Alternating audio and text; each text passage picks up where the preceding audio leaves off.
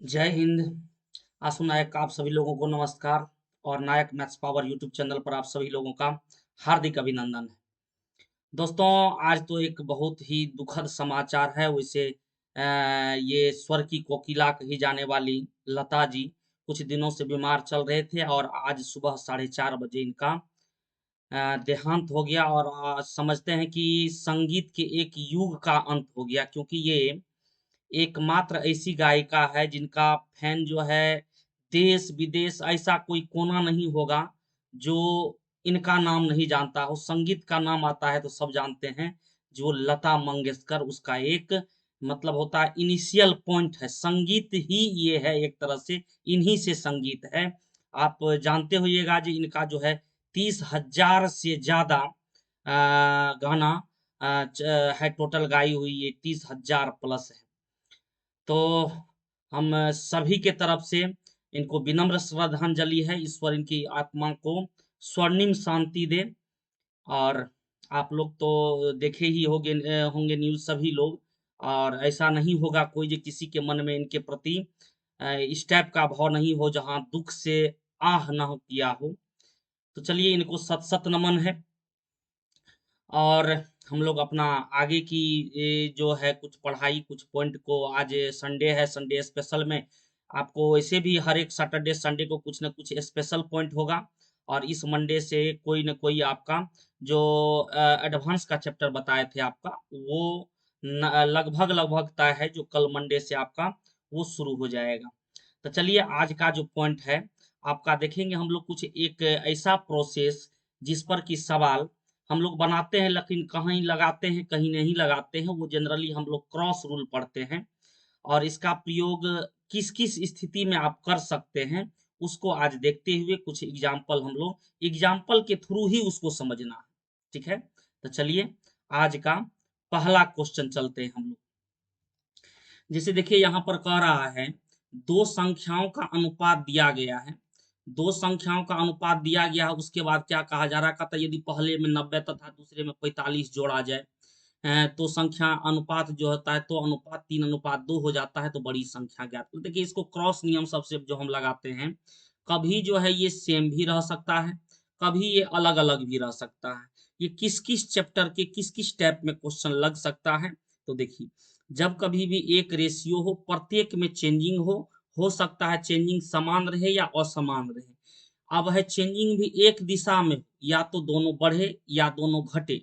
अगर एक बढ़ जाए एक घट जाए तब क्या करेंगे वो भी हम लोग देखेंगे। तो ऐसे क्वेश्चन को हम लोग कैसे आप लोग बनाए भी होइएगा, लेकिन हम दिखाएंगे जी ये रूल जो है आपका प्रॉफिट एंड लॉस में भी सवाल में रहता है, आय व्यय टाइप सवाल में भी रहता है, और रेशियो वाले सभी सवाल में ये लगता है। कुछ एक सवाल है जो पिछले बार ग्रुप डी एनटीपीसी में आया था, एक चयनित और चयनित वाला, जो कि बहुत लोगों को परेशान किया था। तो आज हम लोग उस सवाल को भी देख लेंगे। आइए, जैसे पहला सवाल है तो देखिए संख्या क्या सब है, 4:3 में है, 4:3 में है, ध्यान से समझिए। और इसमें 90 तथा उसमें 45 जोड़ा जाता है तो 3:2 हो जाता है। ये भी अनुपात आप लिख दीजिए, ये भी अनुपात आप लिख दीजिए। और कितना कितना जोड़े थे, तो इसमें 90 जोड़े थे और इसमें 45 जोड़े थे। ठीक है, अब इस सवाल में इतना चीज लिख देना है, चाहे प्लस हो चाहे माइनस हो, ये प्रोसेस लिख देना है। और उसके बाद क्या करना है, तो आपको ये क्रॉस गुना करना है, यहां से यहां और यहां से यहां। देखिए 4×2 = 8 और 3×3 = 9, दोनों का अंतर लिखना है, दोनों का अंतर लिखना है। 9 और 8 का अंतर कितना हुआ, 1 हो गया। यहाँ भी गुना करेंगे, देखिए यहाँ 45×3 = 135 और 90×2 = 180, दोनों का अंतर लिखना। अब देखिए दोनों हमेशा क्या अंतर लिखें, हाँ, अगर दोनों घटे चाहे दोनों बढ़े तो यहाँ हमेशा अंतर लिखिएगा। लेकिन अगर एक घटे और एक बढ़े तो सवाल का सेटिंग करना बोर्ड का काम है, उस समय आप यहाँ जोड़ दीजिएगा, ठीक ना, एक घटे एक बढ़े तो देखिए यहाँ पर 45×3 = 135 और 90×2 = 180। 135 और 180 का जो अंतर हो गया वो कितना हो गया, तो 45 हो गया, 45। इसी एक का वैल्यू ये 45 हुआ, एक का वैल्यू अगर 45 हो गया, हमको बड़ी संख्या पूछ रहा है, बड़ी संख्या 4 होगा। अगर एक का वैल्यू 45 है तो 45 से गुना हुआ, तो हमको 4 का वैल्यू पूछा जा रहा है, तो 4 में भी हम क्या करेंगे, 45 से गुना कर देंगे, 4 में भी 45 से गुना कर देंगे, 45 चौके कितना हो गया 180 आपका वो बड़ा संख्या आ गया। ठीक है, अब आप करिएगा तो अगर 180 एगो संख्या लिए तो 4 का वैल्यू 180, तो ये 45, तो ये हो गया 135। अब इसमें आप जो है 90 जोड़ दीजिए और इसमें जो है आप 45 जोड़ दीजिए। इसमें 90 जोड़िएगा तो ये हो जाएगा 270 और इसमें 45 जोड़िएगा तो ये हो जाएगा 180। देखिए काट के 3:2 आ गया।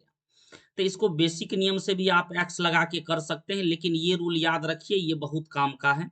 बेसिक नियम में इसको क्या करिएगा, यहाँ 4x बटे में यहाँ करेंगे 3x, इसमें प्लस 90 और इसमें प्लस 45 और बराबर हो जाएगा 3:2, मतलब 3/2। इसको आप बेसिक नियम से आप इस तरह से सॉल्व कर सकते हैं। ये हो गया आपका बेसिक। तो हम आपको बताएं, अगर एक प्लस एक माइनस रहे तो यहाँ जो घटाए हैं इसको क्या करेंगे, जोड़ लेंगे। लेकिन अगर दोनों एक ही दिशा में हो, यानी बढ़ता हो और घटता हो, तो आप डायरेक्ट ये लगा दीजिए, यहाँ यहाँ घटा के लिखेंगे, फिर यहाँ और यहाँ घटा के लिखेंगे। इसका वैल्यू, एक का वैल्यू 45, 4 का वैल्यू 180। मुश्किल से 1 से 2 सेकंड में आप बना सकते हैं, बशर्ते प्रैक्टिस रहना चाहिए। तो अब आया बात जो इसका प्रयोग कहाँ किया जाए। तो जब कभी भी दो रेशियो दिया जाए और प्रत्येक में कुछ न कुछ चेंजिंग, चाहे वृद्धि हो चाहे कमी हो, चाहे एक में वृद्धि एक में कमी, लेकिन ये बात याद रखना है, अगर वृद्धि हो या कमी हो अलग अलग रहे तो आपको क्या करना है, यहाँ जोड़ना है बस। आइए इस पर दूसरा सवाल हम लोग देखते हैं क्या है। कहता ए और बी की आय का अनुपात 5:3 और देखिए उसका खर्च का अनुपात 2:1, वे क्रमशः 700 और 1200 बचाते हैं। मतलब अगर आय में से हम अगर बचत को घटा देंगे तो क्या आ जाएगा, ये आ जाएगा खर्च। आय में से बचत घटाएंगे तो खर्च आ जाएगा। इसको भी उसी तरह बनाना है, क्या लिखना है, यहाँ 5 अनुपात यहाँ 3, उसके बाद रेशियो है 2 अनुपात यहाँ लिखेंगे 1, और ये नीचे है इसमें 700 और इसमें कितना है 1200। ठीक है, अब क्या करेंगे, तो वही नियम करना है, क्रॉस नियम। यहाँ देखिए गुना करेंगे हम, तो 5 गुना 1, ये कितना हो जाएगा 5 गुना 1 5, और ये गुना करेंगे 3 दूना 6, दोनों का अंतर लिख देंगे, कितना हो गया 1 हो गया। यहाँ भी गुना करेंगे 12 दूना 24 और 7 एकान 700, ये हो गया 700। 2400 और 700 का अंतर कितना हो गया, तो आप कहिएगा 1700 का, कितना हो गया 1700। तो आप बोलिए इस एक का वैल्यू हो गया 1700, तो आप बोलिए कहता है एक ही आय ज्ञात करें, मतलब 5, 5 का वैल्यू कितना 17 पचे 8500। ये ए है ये बी है, ये ए ये बी। अगर बी का पूछता तो 17 5100, लेकिन हमको क्या पूछ रहा है, एक ही आय, एक ही आय कितना हो गया, ऑप्शन नंबर बी 8500। क्लियर है। तो बस ये गुना करना है, यहाँ भी अंतर, ये गुना करना है, यहाँ भी अंतर, इसका वैल्यू इतना जिसका पूछ रहा है उसमें गुना कर दीजिए, आपका उत्तर आसानी से आ जाएगा। ठीक है, चलिए अब देखिए इसका कौन सा सवाल है। ये देखिए ये सवाल आपको याद आया होगा, जो आपका इसमें पूछा हुआ था पिछले ईयर, आपको ये मतलब पिछला जो एग्जाम हुआ था रेलवे का, उसमें बहुत सारे।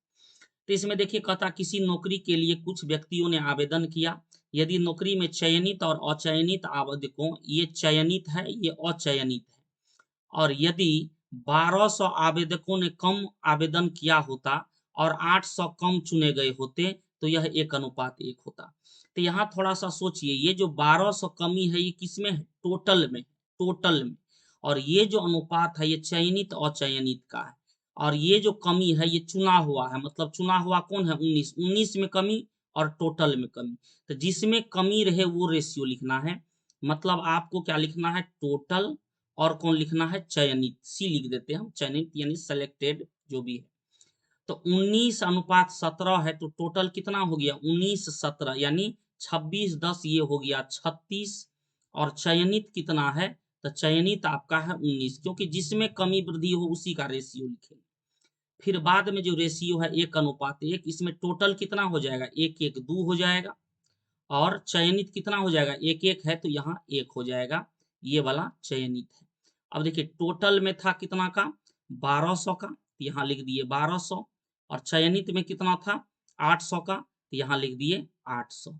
अब क्या करेंगे हम, तो वही रूल, सीधा गुना करेंगे, तो यहाँ देखिए 3600, यहाँ देखिए 36, यहाँ देखिए 38, 36 और 38 का अंतर कितना आ गया, तो आप कहिएगा 2 आ गया। यहाँ देखिए 1600 और यहाँ देखिए 1200, 1600 और 1200 का अंतर कितना आ गया, तो आप कहिएगा 400। तो 2 का वैल्यू आ गया 400, 2 का वैल्यू 400, 1 का वैल्यू 100, मतलब 1 का वैल्यू आपका आ गया 100। तो 1 का वैल्यू हमको आ चुका है। हमको पूछा जा रहा है क्या, कुल कितने आवेदकों ने आवेदन किया था। तो कुल आवेदकों की संख्या टोटल, इसका वैल्यू पूछ रहा है। तो 1 का वैल्यू 100, तो 36 का वैल्यू 3600, 36 का वैल्यू 3600। ऑप्शन नहीं है तो किसी को चेंज कर लीजिए। सब कुछ कैलकुलेशन एक बार देख लीजिए। 3600 3800 यानी 36 38 अंतर 2, यहाँ हो गया 1600, यहाँ हो गया 1200, अंतर 400, अंतर 400। 2 का वैल्यू 400, तो 1 का वैल्यू 200 ना। देखिए यहाँ कितना हो जाएगा 200, 200 हो गया, तो यहाँ कितना हो जाएगा 7200, 7200, 7200 आपका उत्तर हो गया ऑप्शन नंबर डी। बस यही नियम सब में लगाना है। 2 का वैल्यू 400, यहाँ 100 लिखा गया था, 1 का वैल्यू कितना हो जाएगा 200, 1 का वैल्यू 200, तो क्या हो जाएगा टोटल 36 का वैल्यू 7200, आपका उत्तर आ गया। तो देखिए इस सवाल में थोड़ा सा क्या दिमाग लगाना था, ये 1200 किस में कमी हुआ है, टोटल में। तो टोटल यहाँ 36 हो गया, वही टोटल लिखे। और ये जो 800 कमी हुआ है वो चयनित में, इसमें चयनित कौन है 19 है, तो 19 यहाँ लिखे। तो 1200 इसमें कमी, 800 इसमें कमी, तो टोटल फिर यहाँ भी लिखेंगे। टोटल यहाँ कितना हो जाएगा 2, और चयनित कितना हो जाएगा 1, तो 2:1। तो ये कितना हो गया 36 38 2, 1600 1200 अंतर 400, 1 का वैल्यू 200, 36 का वैल्यू 7200, 7200 आपका उत्तर हो गया। आसान है और मजेदार कंसेप्ट है कि नहीं। चलिए अगला सवाल चलते हैं। देखिए फिर कहता है किसी युद्ध में ऑफिसर और जवान का अनुपात इतना था, 500 ऑफिसर और 1300 जवान की मृत्यु हो गई, तो अब इनका अनुपात इतना बचा। तो युद्ध से पहले जवान की संख्या क्या थी। ये सवाल देखे होइएगा। इस टाइप का एक सवाल और पूछा था, जो वो था टैंक और एगो टैंक था, और इसी टाइप का कुछ तोप, टैंक और तोप का अनुपात देकर के, मतलब जो भी रहे अनुपात किसी का भी दे सकता है। आपको बस लिख देना है 5:12 है, क्योंकि अलग अलग इसमें दिया ही हुआ है। और दूसरी स्थिति में रेशियो कितना है 3:7 है, 3:7। इसमें कमी हुआ है कितना, तो 500 का कमी। इसमें कमी हुआ है कितना 1300 का कमी। तो हमको पूछा जाता है जवान की संख्या क्या है, मतलब ये है जवान। तो अब आइए फिर वही नियम, आप समझ चुके हैं अब ये नियम को। 7 पंचे 35, 12 तिया 36, क्लियर। यहाँ देखिए 13 तिया 39, और ये 7 पंचे 35, 13 तिया 39 और 7 पंचे 35, 39 और 35 का अंतर। यहाँ हो गया किसका अंतर, तो आप कहिएगा 35 और 36 का अंतर कितना हो गया, यहाँ अंतर 1 का। और यहाँ जो अंतर हो गया 3900 और यहाँ 3500, दोनों का अंतर कितना हो गया, तो आप कहिएगा 35 और 3900 में अंतर 400 का। ठीक है। तो यहाँ से 1 का वैल्यू हमको निकल गया, 1 का वैल्यू निकल गया हमको 400। फिर से देखिए 35 36 अंतर 1, 13 तिया 39, 7 पंचे 35, 3900 और 3500 का अंतर कितना 400। हमको पूछता है जवान की संख्या, किसका संख्या पूछ रहा है, जवान की। तो जवान तो ये वाला है, तो कुल कितने जवान था, तो ये हो गया 1200, 1200 गुना 4 यानी 4800। तो पहले कितना था 4800। ध्यान रखिएगा इसमें ये भी कह सकता है युद्ध के बाद कितना जवान बचा। तो अगर हमको ये पूछ दे युद्ध के बाद युद्ध के बाद अगर जवान की संख्या पूछता, या कभी ऑफिसर की संख्या पूछ दे, तो आपको यही वैल्यू निकालना है 4800। 4800 में कितना मर गया है, तो यहाँ देखिए कहता है 1300, 1300 अगर जवान डेथ कर गया, तो कुल कितना जवान बच गया 3500, आपका उत्तर हो गया। तो ये भी पूछा जाता है जो युद्ध के बाद कितना बचा, या युद्ध के बाद कितना ऑफिसर बचा। तो युद्ध के बाद पूछेगा तो टोटल वैल्यू निकाल करके, और ये जो है 1300 को घटा लेना, ये नहीं जो डायरेक्ट इसमें गुना कर दीजिएगा, ये काम नहीं करना। ठीक है। तो ये 3500 बचा, ये ध्यान रखिएगा। तो ये भी पूछा गया है युद्ध के बाद कितना बचा, और पहले कितना था, 2 में से कुछ भी पूछ सकता। अभी हमको पहले वाला पूछ रहा था, तो मेरा उत्तर हो गया 4800। क्लियर है, एकदम फुल सिटी स्कैन की तरह क्लियर होना चाहिए। और ये सब कंसेप्ट भूलना नहीं है, देखे कि एकदम ताबड़तोड़ जैसे लिखा हुआ है टाइटल में, एकदम धोबी पछाड़ मारना है, वही धोबी पछाड़ से सवाल बनाना है। ठीक है, अभी एक से एक आएगा आपके पास, सैटरडे संडे में कंटिन्यू आते रहेगा।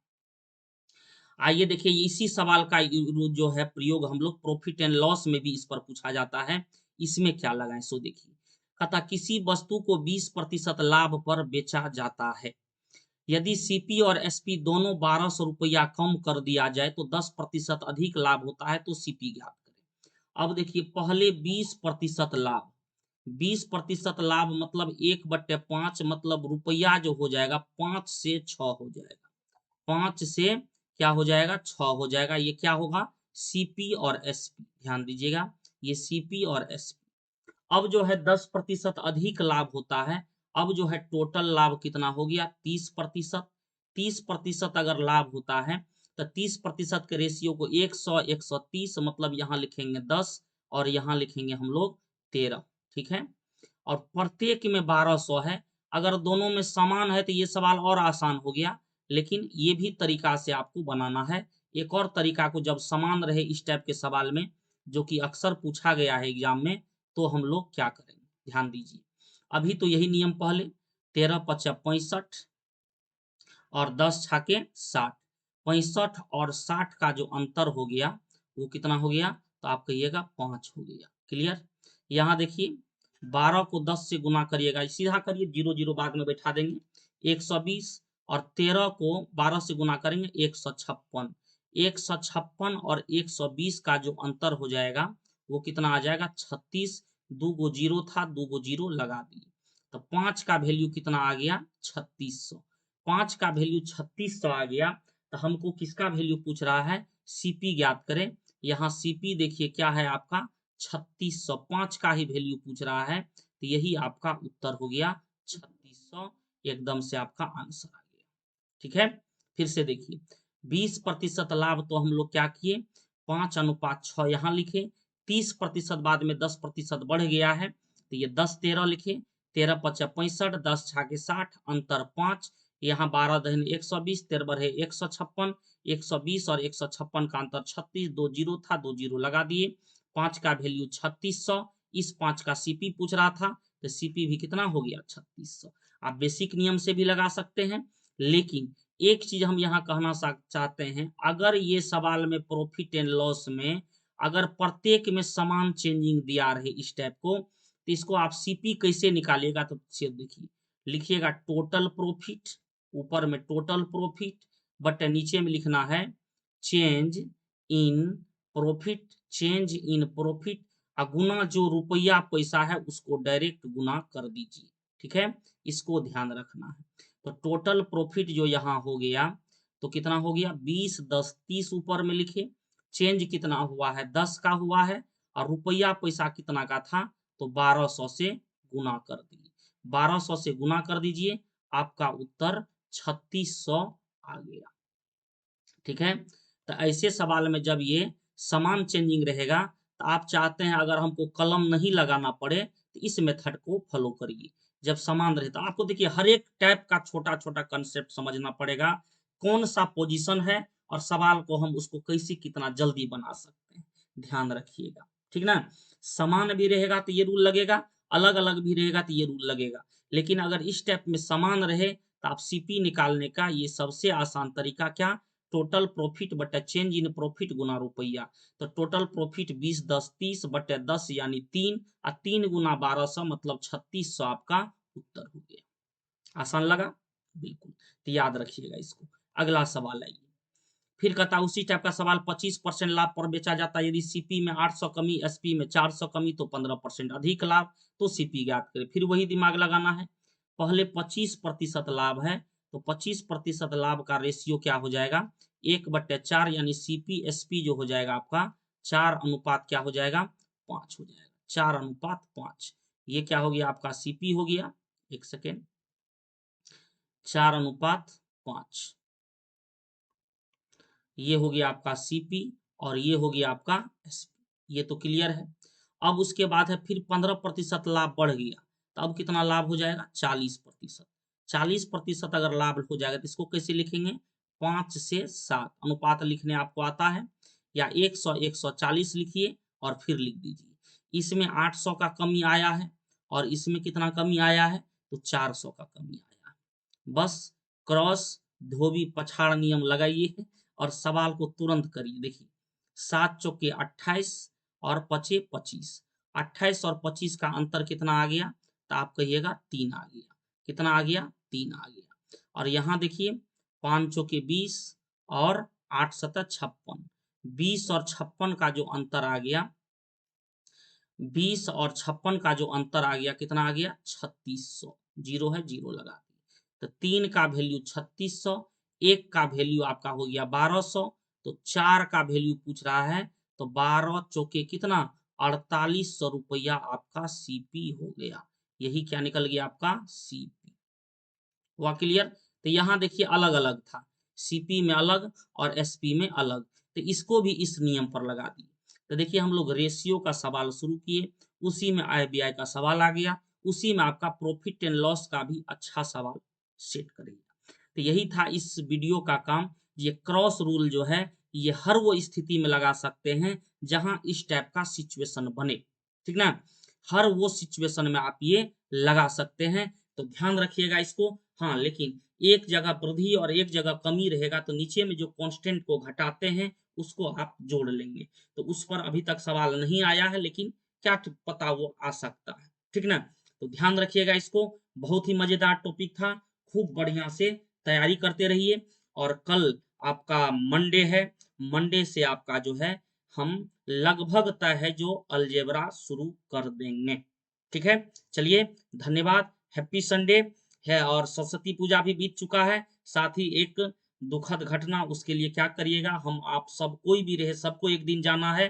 बस यही काम है, जो कौन क्या करके जाता है इस पर, कौन कैसा रोल खेल कर जाता है इस अर्थ पर, इसको ध्यान रखते हुए अपने दशा में आगे बढ़ते रहिए। चलिए, आप सभी लोगों को दिल से विशेष है। मिलते हैं फिर अगला वीडियो में। धन्यवाद।